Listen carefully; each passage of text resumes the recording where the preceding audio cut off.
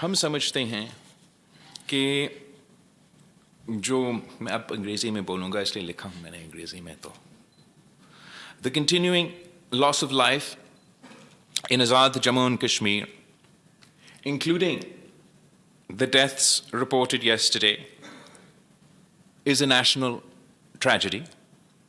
I extend my deepest condolences to every bereaved family and pray for the recovery of all those injured. Every Kashmiri life is precious. The death of a peaceful citizen cannot be treated as an acceptable consequence of political disagreement, just as the life of every police and security official must also be protected. The people of Azad Jammu and Kashmir have an unquestionable right to raise their political, economic, and constitutional grievances, but peacefully.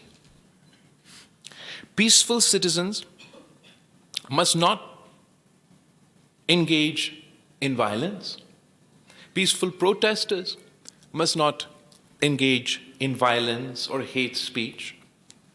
And peaceful citizens must also not be indiscriminately branded as terrorists, anti-Pakistan, or agents of any foreign power, merely for demanding their rights.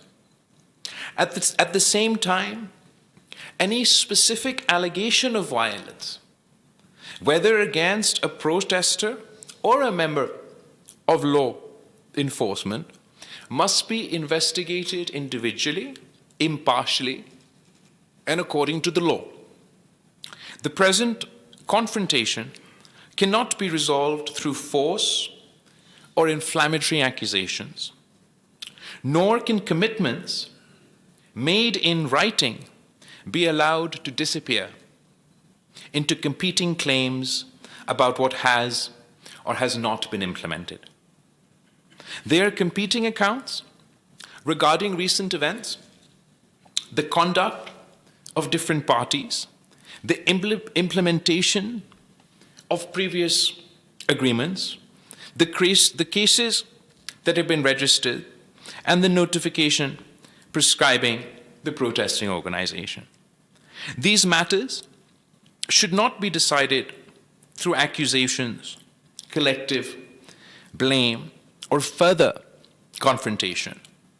And I therefore propose, the Pakistan People's Party therefore proposes, the establishment of a Truth and Reconciliation Commission constituted with the agreement of all concerned parties. And the Commission should be given a sufficiently broad mandate to examine the present situation, establish the relevant facts, consider the grievances and positions of all sides, review the outstanding political, legal, and administrative questions, and recommend a just and lasting way forward. I have already opposed on the floor of the National Assembly questions or questioning the Kashmiri identity of the people of Rawalakot. Let me reiterate, no one sitting in Islamabad has the right to determine who is or who is not a Kashmiri. The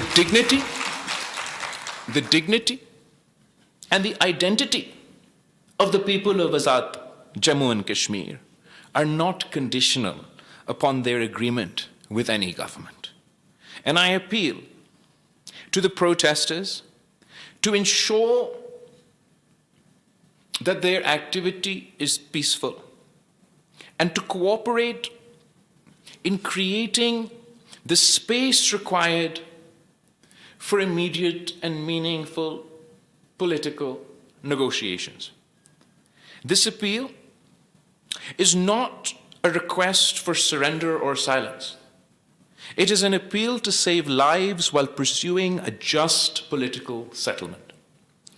Pakistan's relationship with the people of Kashmir must be founded upon consent, dignity, democratic rights, and mutual respect. At this grave moment, our first responsibility is to prevent further bloodshed and restore trust through verifiable actions. So I therefore appeal to the protesters to suspend its activity and sit-ins and long marches once agreement has been reached on the formation of such a commission. Correspondingly, the authorities and the government should refrain from further measures pending the outcome of such a Truth and Reconciliation Commission.